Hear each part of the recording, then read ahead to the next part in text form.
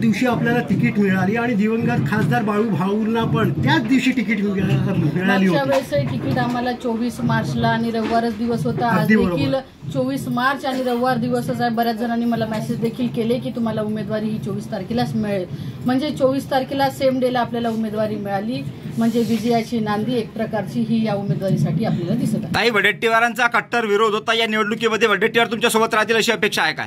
शेवटी भारतीय राष्ट्रीय काँग्रेस पक्ष हा काही धर्मनिरपेक्ष असा पक्ष आहे।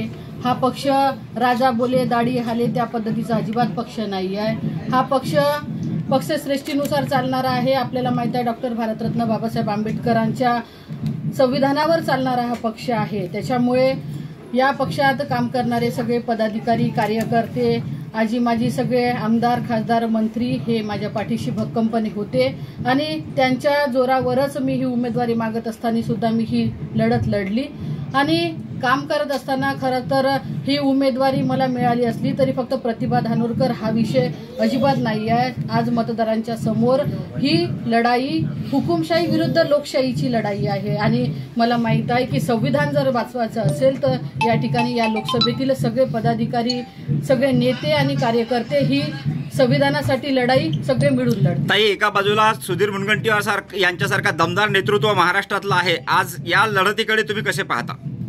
आपल्याला माहित आहे की आदरणीय सुधीरभाऊ मुनगंटीवार या जिल्ह्यात त्यांनी अनेक निवडणुका लढवल्या, विद्यमान मंत्री आहे, आमदारकी त्यांचे 2-3 टर्म झाल्या, त्यांनी खासदारकी देखील लढवली आणि अतिशय या महाराष्ट्राच्या राजकारणाचं उमद असं नेतृत्व म्हणून त्यांची ओळख आहे।